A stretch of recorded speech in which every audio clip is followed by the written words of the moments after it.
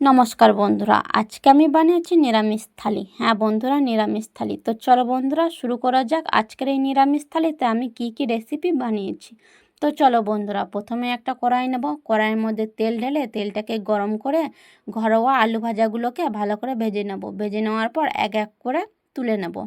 তুলে নেওয়ার পর সেই কড়াইয়ের তেলেই আগে থেকে ধুয়ে রাখা কুমড়োর ফুলগুলোকে বেসনের মধ্যে ডুবিয়ে আমি তেলে ছেড়ে দেবো। তো দেখো বন্ধুরা, এখন আমি কড়াইয়ের মধ্যে কুমড়োর ফুলগুলোকে বেসনে মাখিয়ে ছেড়ে দিয়েছি। তো এক এক করে আমি সব কুমড়োর ফুলগুলোকে এরকমভাবেই ভেজে নিয়েছি। আবার সেই কড়াইয়ের তেলেই আগে থেকে কাঁকরোলগুলোকে নুন হলুদ মাখিয়ে রেখে দিয়েছিলাম। তো দেখো বন্ধুরা, এখন কাঁকরোলগুলোকে আমি তেলের মধ্যে দিয়ে দিয়েছি।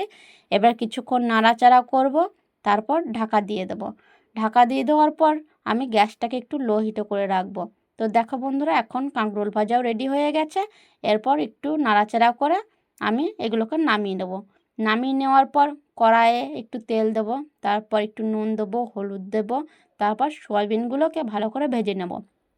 সয়াবিনগুলো ভেজে নেওয়ার পর ওই তেলেই একটু আলুগুলোও ভেজে নেব। আলুগুলো ভালো করে ভেজে নেওয়ার পর সেই কড়াইয়ে একটু তেল দিয়ে তেল দেওয়ার পর এক মুঠো চিনি দেবো। এক মুঠো চিনি দেওয়ার পর তার মধ্যে একটু গরম মশলা দিয়ে দেবো। গরম মশলা দিয়ে দেওয়ার পর 1 চামচ আদা বাটা দিয়ে দেবো, একটু টমেটো বাটা দিয়ে দেবো। সেইখান থেকে ভালো করে কষে কষে যতক্ষণ না মশলাটা থেকে তেল বেরোচ্ছে ততক্ষণ কষেই যাব। কষে নেওয়ার পর আলু আর সয়াবিনগুলোকে আমি সেই মশলার মধ্যে দিয়ে দেবো। অনেকক্ষণ নাড়াচাড়ার পর আমি সেই সয়াবিন আর আলুর মধ্যে একটু জল ঢেলে দেবো। কিছুক্ষণ ঢাকনা দিয়ে রেখে দেবো। ঢাকনা দিয়ে রেখে দেওয়ার পর আমাদের সয়াবিন আলুর তরকারি রেডি হয়ে যাবে। দেখো বন্ধুরা, তো রেডি সয়াবিন আলুর তরকারি। তো চলো বন্ধুরা, এখন একটা কড়াইয়ে ভালো করে তেল দেবো। তেল দেওয়ার পর একটু লঙ্কা দিয়ে দেবো। তো লঙ্কা দেওয়ার পর একটুখানি জিরে দিয়ে দেবো ভাজতে। তো জিরে ভাজা দেওয়ার পর তার মধ্যে একটু টমেটো কুচিগুলো দিয়ে দেবো। তো টমেটো কুচিগুলো দেওয়ার পর অনেকক্ষণ নাড়াচাড়া করার পর মেখে রাখা আলুগুলোও দিয়ে দেবো।